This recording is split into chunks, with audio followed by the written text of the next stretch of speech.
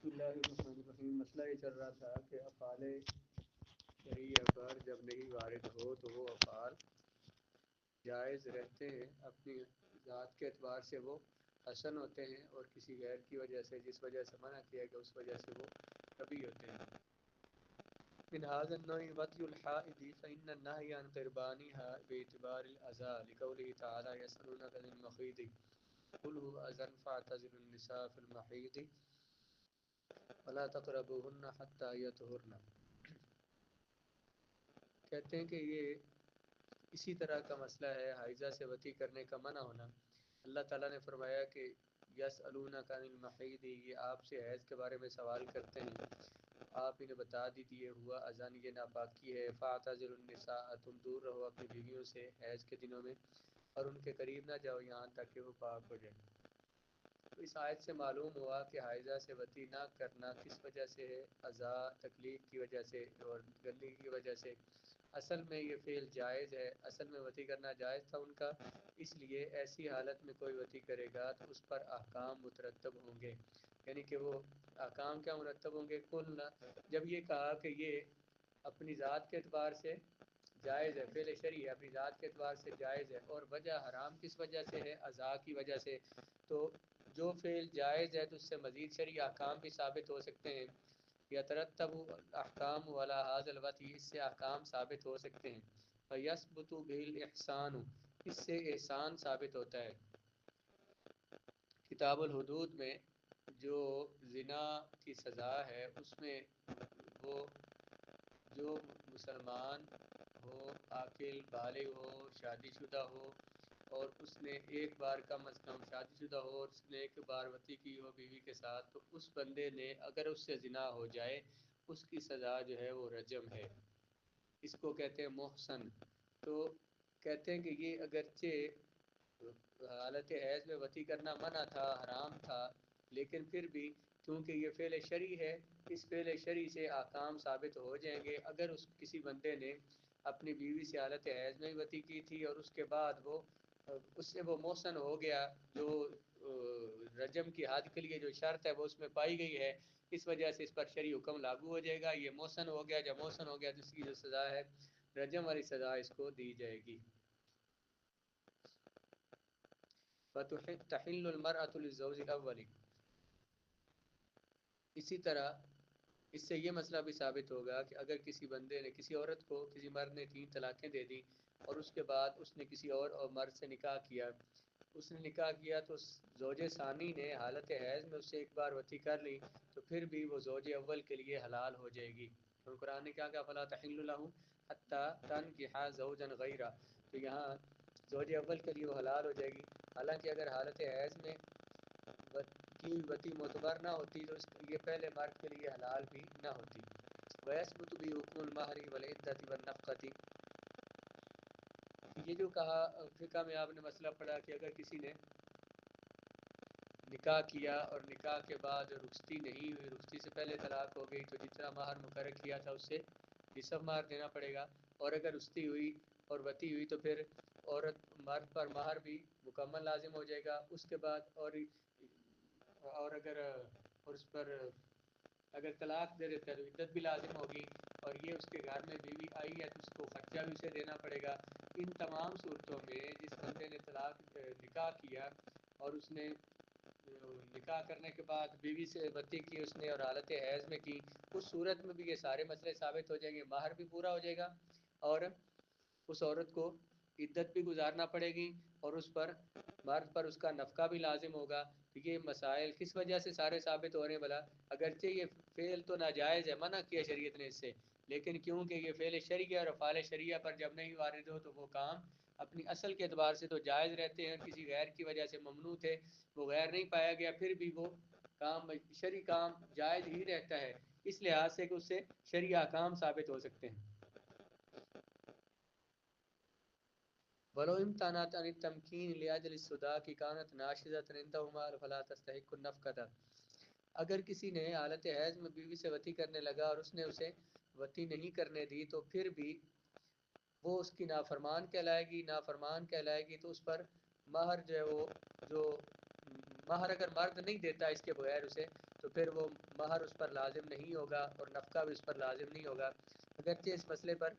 سے علماء نے اختلاف کیا ہے کہ جب وہ شرعی تو ایک کام شرعاً ناجائز ہے اور عورت اسے منع کر رہی ہے تو اس میں منع وہ کر سکتی ہے، منع کرنے میں تو حرج نہیں ہے، لیکن اس مسئلے کے لحاظ سے وہ یہ کہہ رہے ہیں کہ وہ نافرمان کہلائے گی اگر وہ اس کے گھر میں نہیں رہتی اس وجہ سے، تو پھر مرد پر اسے مہر دینا لازم نہیں ہے۔ اگر کوئی اعتراض کرے کہ حالت حیض میں وتی کرنا حرام اور معصیت ہے تو چاہیے یہ تھا کہ اس پر احکام شریعہ لگتے ہی نہ، کیونکہ احکام شریعہ تو نعمت ہیں۔ سوال اس پر ہوتا تھا کہ یہ ایک کام جو حرام ہے اس سے احکام شریعہ کیسے ثابت کیے جا رہے ہیں؟ اس کا جواب مصنف نے دیا ہے وحرمت الفعل لا تنافی ترتب الاحکام۔ کوئی فعل حرام ہو تو حرام فعل سے یہ نہیں ہے کہ اس سے مسائل ثابت نہیں ہوتے یا اس پر کوئی احکام لازم نہیں ہوتے۔ کا طلاق الحائض، جیسے کہ سنت طریقہ کیا ہے کہ کسی نے طلاق دینی ہے تو حالت طہر میں طلاق دے، اس نے حیض میں طلاق دے دی تو اگرچہ سنت کے خلاف ہے لیکن پھر بھی طلاق تو ہو جائے گی۔ اس لیے کہہ رہے ہیں کہ کسی فعل کا حرام ہونا وہ اس بات کی دلیل نہیں کہ اس سے احکام ثابت نہیں ہوتے، احکام اس سے ثابت ہوتے ہیں۔ والوضوء بالمیاہ المغصوبۃ، کسی بندے نے پانی کسی سے غصب کیا، کسی کا چوری پانی کیا اور اس نے وضو کر لیا تو وضو اس کا ہو جائے گا۔ اگرچہ پانی چوری کرنا یہ منع تھا، غصب کرنا منع تھا، لیکن اس نے وضو کیا تو اس سے وضو ہو جائے گا۔ کوئی بندہ کہے جی وضو نہیں ہوا اس سے، تو جو اس نے وضو میں کیا کرنا تھا، 4 اعضاء کو دھونا فرض تھا، وہ اس نے دھو لیا، دھونا تو پایا گیا، جب دھونا پایا گیا تو اس کا وضو بھی ہو جائے گا۔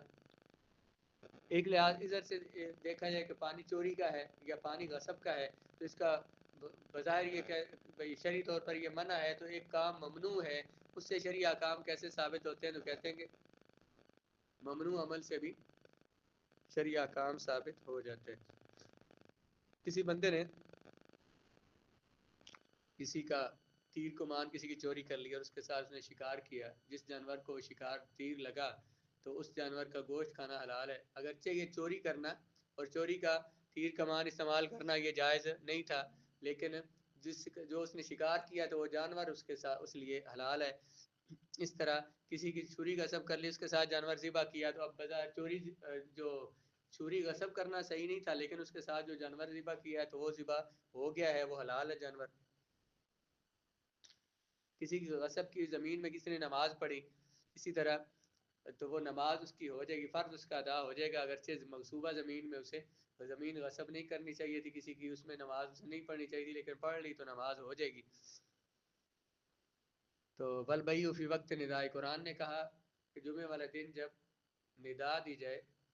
اذا نودی للصلاة من یوم الجمعۃ فاسعوا الی ذکر اللہ، جمعے کے دن جب نماز کے لیے بلایا جائے تو اللہ کے ذکر کی طرف جلدی آؤ۔ تو فاسعوا الی ذکر اللہ وذروا البیع، اور بیع چھوڑ دو، خرید و فروخت کرنا چھوڑ دو، اللہ نے حکم دیا۔ تو جب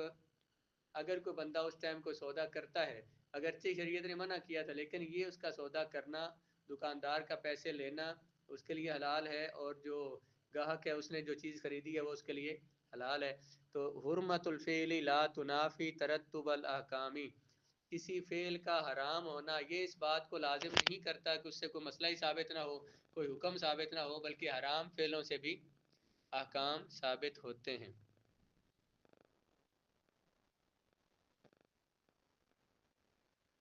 فإنه يترتب على الأحكام وعلى هذه التصرفات، ان تمام تصرفات تمام کاموں پر شرعی احکام ثابت ہوتے ہیں، جیسے حالت حیض میں دی ہوئی طلاق پر احکام شرعیہ لگتے ہیں۔ مثلا مرد نے طلاق دی ہے اسے تو پورا مہر دینا پڑے گا، اگر مرد اس کو طلاق دے رہے اس پر عدت گزارنا لازم ہے وغیرہ، یہ وہ مسائل ہو گئے سارے۔ وبی اعتبار هذا الاصل، اس قانون کے مطابق، قانون کیا تھا کہ کسی فعل کا حرام ہونا اس بات کے منافی نہیں ہے، اس بات کے خلاف نہیں ہے کہ اس سے شرعی احکام ثابت ہوں۔ کوئی حکم کوئی فعل حرام ہو تو اس سے بھی احکام شرعیہ ثابت ہو جاتے ہیں۔ اس قانون کی بنیاد پر ہم یہ کہتے ہیں کہ اللہ تعالیٰ نے فرمایا والذین یرمون المحصنات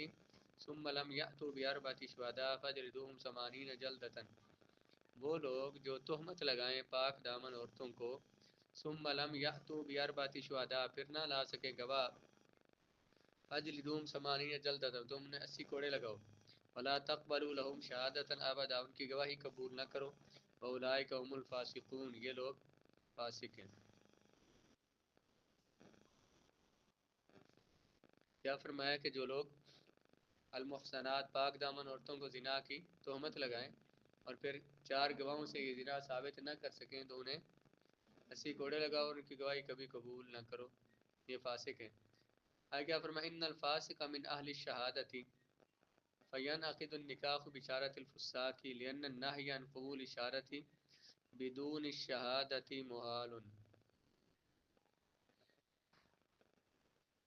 کہتے ہیں کہ قرآن نے کیا کہا کہ ان کی گواہی قبول نہ کرو، لیکن اسی سے مسائل یہ ثابت ہوتے ہیں کہ یہ جو فاسق بندہ ہے جس نے کسی پر تہمت لگائی تھی، پھر اس کو حد لگائی گئی، 80 کوڑے اسے لگے، اس کے بعد اگر وہ زندہ رہ گیا، اگر وہ زندہ رہا تو اس کی گواہی عدالت میں قبول نہیں ہوگی، لیکن عام معاملات میں اس کی گواہی قبول ہو سکتی ہے، نکاح میں اس کی گواہی قبول ہو سکتی ہے۔ تو جی لأن الفاسق من اہل الشہادتی، فاسق جو ہے یہ اہل شہادت میں سے ہے اور فاسق لوگوں کی گواہی سے نکاح واقع ہو جاتا ہے۔